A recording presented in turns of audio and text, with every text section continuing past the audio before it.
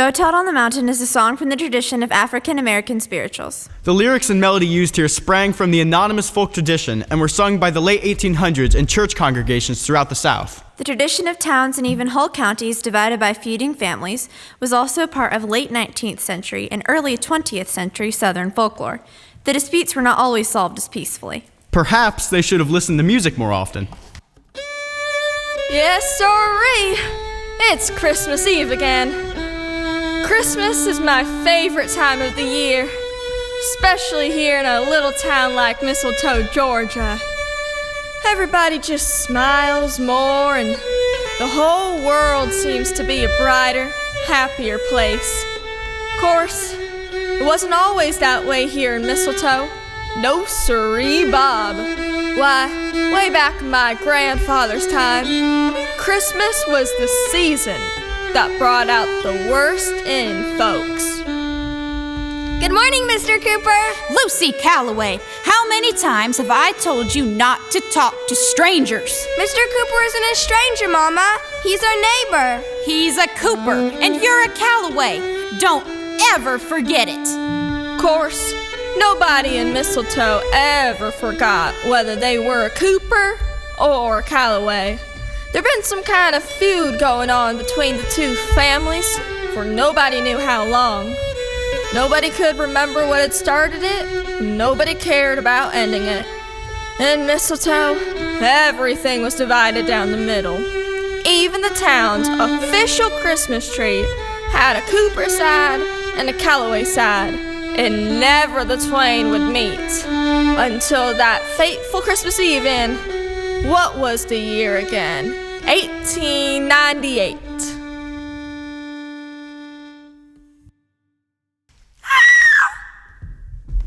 Becky, what is it? Did you see another snake crossing the road? What in tarnation? Help! Come quick! The tree's been killed! Some no-account skunk has destroyed our town's Christmas tree. A skunk that smells like a Cooper. Why, you low-down, mealy-mouthed? Uncle Willard, maybe the tree just got sick. Maybe there's something in the air around here. Something bad that made the tree not be able to live anymore. Lucy, you say the strangest things. Sometimes I wonder if you really are a Calloway. What in the world is that music?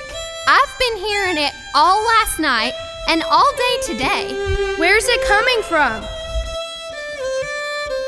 You have heard it said, love your neighbor and hate your enemy. I say to you, love your enemies as you love your neighbors. Who are you, stranger, and what are you doing here in Mistletoe? Bet she's one of those fancy lawyers from Atlanta come to stir up trouble. Like we don't have enough trouble already? Look at our Christmas tree. Your Christmas tree, it's ours as much as yours, you Callaways. Then how come you Coopers wrecked it? That's the last straw. Judge nothing before the time when the Lord comes, who will bring to light the hidden things of darkness and reveal the true counsel of your hearts.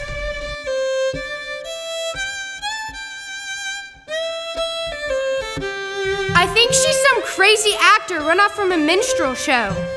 Or maybe she's a gunslinger. Maybe somebody, and I'm not saying who, maybe somebody named Calloway hired her to come here and... If you have anything against anyone, forgive them, that your Father in heaven may also forgive you. Listen, stranger, we appreciate the friendly advice, but if you really want to be helpful, you might tell us how to make this Christmas tree come alive again. Whoever says to this mountain, be removed and cast into the sea, and believes in his heart that this will be done, it will be done. Mountain? What mountain is she talking about? Excuse me, but we're talking about a Christmas tree? Not no darn mountain. But Mama, she is talking about the tree. It's our hatred that made the tree sick. Lucy, stop that foolish talk.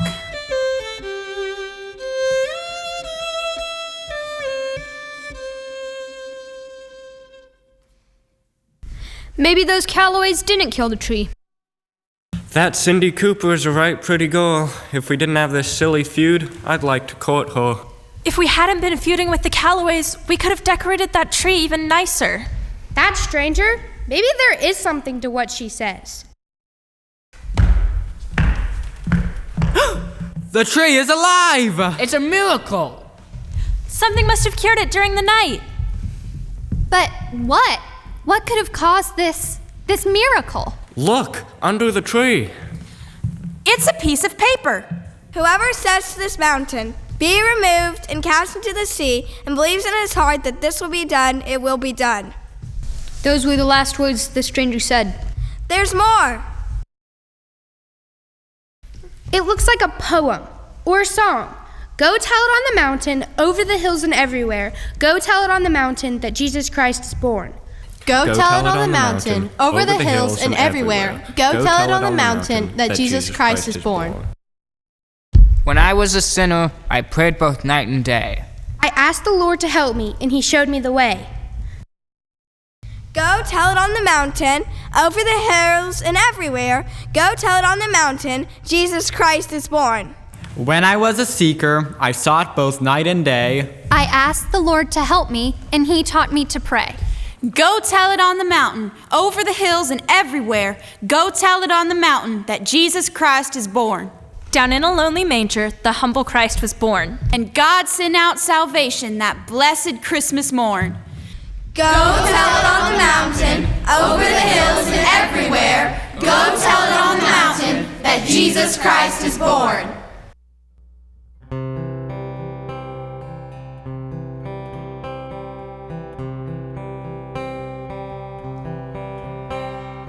Go tell it on the mountain, over the hills and everywhere. Go tell it on the mountain that Jesus Christ is born. While shepherds kept their watching over silent flocks by night, all throughout the heavens there shone a holy light. The shepherds feared and trembled when low above the earth rang out the angel chorus that hailed our Savior's birth. Go tell it on the mountain, over the hills and everywhere. Go tell it on the mountain that Jesus Christ is born. When I was a seeker, I sought both night and day. I asked the Lord to help me, and he showed me the way. Go tell it on the mountain, over the hills and everywhere. Go tell it on the mountain that Jesus Christ is born. Go tell it on the mountain, over the hills and everywhere. Go tell it on the mountain that Jesus Christ is born. That Jesus Christ is born. That Jesus Christ is born.